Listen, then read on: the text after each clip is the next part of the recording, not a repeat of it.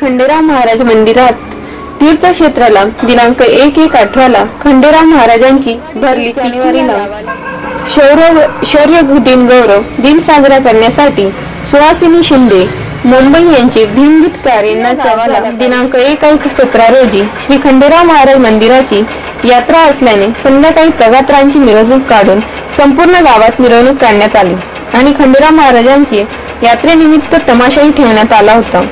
पौष पौर्णिमेनिमित्त यात्रा भरविण्यात येते। ठिकी गावाचे देवस्थान ही पूर्वीपासून परंपरा चालत आलेली आहे।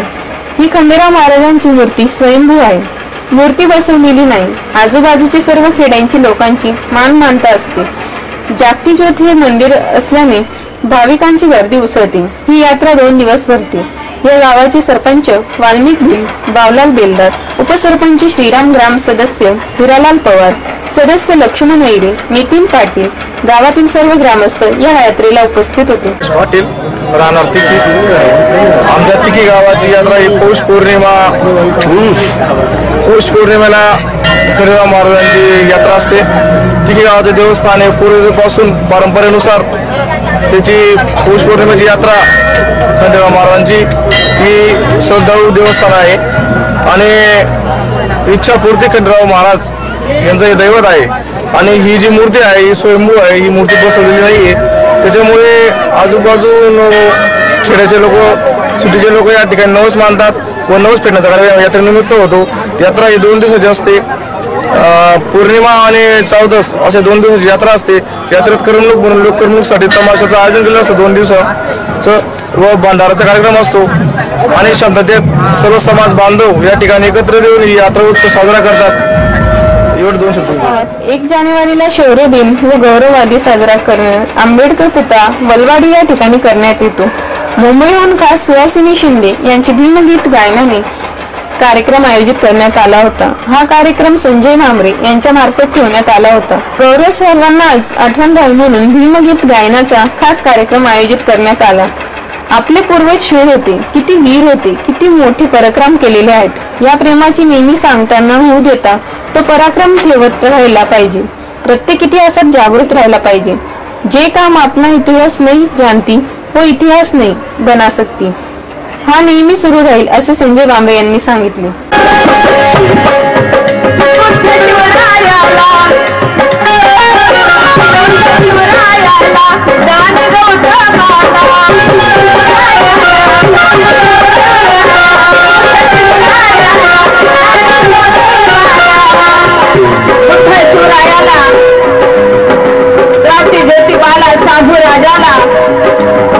या महापुरुषांना का वंदायचं आहे, कशासाठी वंदायचं आहे?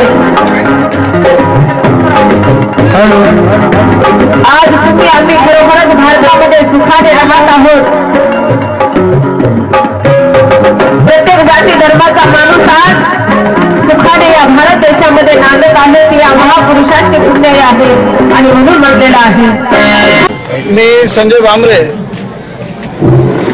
आज 1 जानेवारी शौर्य दिन हा गौरव दिन साजरा करण्यासाठी माननीय सुहासिनीताई शिंदे यांचा भीमगीत गायन आणि शौर्य दिन साजरा करण्यासाठी शौर्य दिनात पण जे कार्यक्रम असतात यांची आठवण राहावी, सगळ्या समाजाला त्याची जाणीव व्हावी आणि हा जो इतिहास आहे हा इतिहास नेहमी तेवत राहावा याच्यासाठी हा कार्यक्रम आयोजित करण्यात आलेला आहे। आणि या कार्यक्रमासाठी समस्त वलवाडीचे जे 9 तरुण मित्रमंडळ आहे यांनी फार मेहनत घेतली आणि हा फार कमी दिवसात हा कार्यक्रम मोठा उपस्थित केलेला आहे, जेणेकरून आपल्या जे पूर्वज आहेत, आपले पूर्वज किती शूर होते, किती वीर होते, त्यांनी किती मोठे पराक्रम केलेले आहेत। या पराक्रमाची आपण नेहमी सांगता न होऊ देता तो पराक्रम नेहमी तेवत राहिला पाहिजे। प्रत्येक इतिहास हा जागृत राहिला पाहिजे। म्हणून बाबासाहेब नेहमी म्हणायचे, जो कौम अपना इतिहास नहीं जानती वो इतिहास नहीं बना सकती।